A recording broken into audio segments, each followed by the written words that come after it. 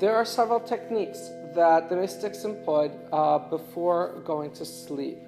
Some of them are very simple, some of them get a lot more complex. The simple techniques are such. Understand that usually people go to sleep for a long time, usually in the evening, in the night. And the evening is associated very much with the energy of secrets and mysticism. It's mystical, it's secret because it's not fully revealed. And it's associated with the unrevealed forces. The unrevealed forces are unrevealed because there are two lines of forces up the lattice of creation. One reveals the unity and one obscures the unity. So in the nighttime, the mystics felt that the forces of obscurity have greater dominion. And so therefore, it's more essential to transmute the momentum of that energy at that time. And so therefore, gratitude, thanks, was very, very, very important before going to bed. Because the energy of gratitude is one that takes the dissonance and molds it into the very narrative of the beauty. In other words, if I'm at a bridge and I'm dressed to the nines and there's a woman who's drowning, and I think for a moment, oh my gosh, do I take off my watch? Do I take off my coat? But then I see she's drowning and I just say, okay, I'm jumping right in and it's freezing cold, and I save her life. At the time when I do that, all the things that are going through my mind, my watch, my shoes, all these things, how cold it is, that's all drag. That's all obstructing me from action. It's burdensome. It's making it harder. After I do it, then every time I say over the story, and each time I embellish it even more, each one of the things that were a struggle become a badge of merit. That I destroyed an expensive watch, that I ruined my brand new shoes, that I lost my coat in order to save her life. And all of it is part of that beautiful expression, part of that beautiful narrative. So gratitude is the ability to come from a space where everything that is an obstacle enhances the expression of authenticity. And so therefore, when I reclaim my authenticity, then each aspect that was an obstacle is part of the momentum, is all the more meritorious, is a greater badge of honor. And so they would use the power of gratitude to transmute all that is disagreeable. And so before they went to bed, they would take an accounting of their day and they would go through each and every aspect. Now, they wouldn't start with the big argument they had at the bakery or how they cut somebody off on the road. They wouldn't start there. No, they would start at simple things. Simple, simple, simple, simple. Simpler, the better. They'd have gratitude for their place to live. They'd have gratitude for a soft mattress. They'd have gratitude for a drink in the morning. And they'd work their way up like a crescendo, almost like it's a roller coaster and you have to go up eventually, but before you go up, you got to go really fast down. You have to build up the momentum to drive that verve of gratitude to overcome all the obstacles of your day.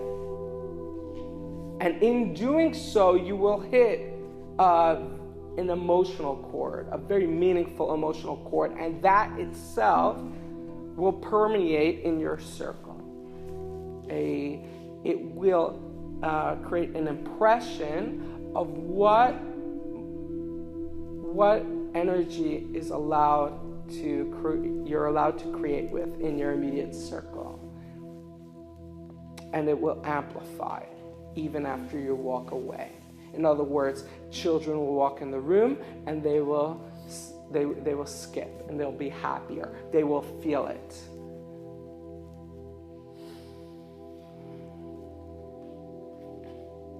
Then the mystics would do something else, more expansive meditation.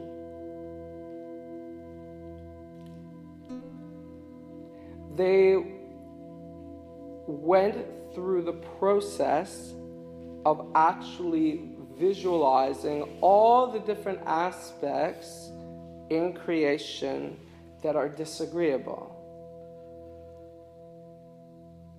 They would focus on the night and the day and the hot and the cold and the soft and the rigid, and they would focus on all the polarities that came to their consciousness until they ran out of them. They would focus on the wars and different agendas, and as much as the mind, the ego, is gonna produce, they would put it all out there. And then they would focus, and very, very clearly, they would focus that the grace, the hidden grace that's being obscured, that light, that initial light of grace through which all creation came through, gave birth to this and this. And even though they seem disparate, they're opposite ends of the spectrum, they can't unify, they don't see them unifying in my space and in my perspective. They would focus that it came from a simple grace and that it's expanding to complexity, and then they would focus that this complexity is going to give birth to an enhanced unity. Meaning a simple unity would mean like a single person. An enhanced unity would mean an entire family that is in agreement. And so the diversity is relevant and necessary in order to orchestrate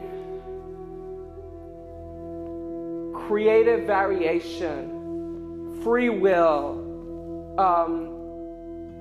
The more elements that are divergent, the more pieces you have to build with and create complexity and differentiation.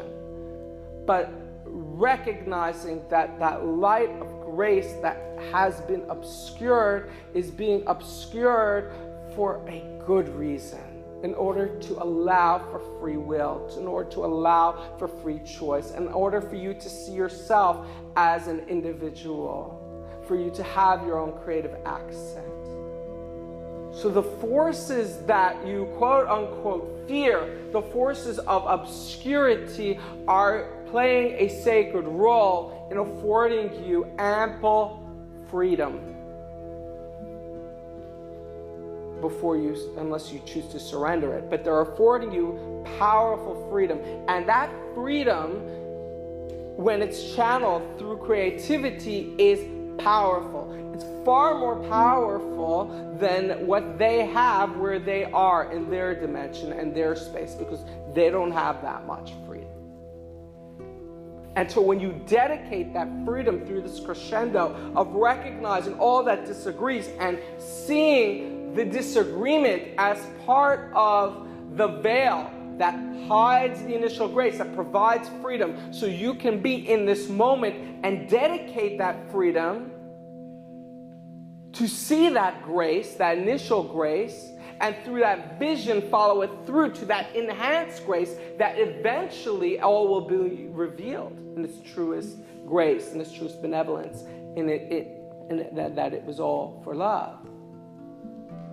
But to dedicate that freedom, which they can't contend with it, because it's such a powerful stream of free will. that they don't have in their space, and you unify it with that initial grace into that enhanced grace, that's called the binding of the soul. That impresses all aspects, including the ego, including the spirit, all aspects of the individualized soul to the highest tiers of the soul, like an umbilical cord. And wherever your soul goes above, and it will go above, it will go to the highest spaces of recesses of its own soul's existence on a higher plane. All of that vibratory, that music, that highness, creative, that possibility, the place where miracles come from, that will all be like an umbilical cord flowing straight down to all the fragments of self. And it will extend that lifeline all the way to the aspects of your own self that you've long forgotten, that you detached as a child or in a bad moment, and you said, this is not for my journey or such, and it's causing drag. It will offer that lifeline for them to suddenly coalesce in your sleeping hours.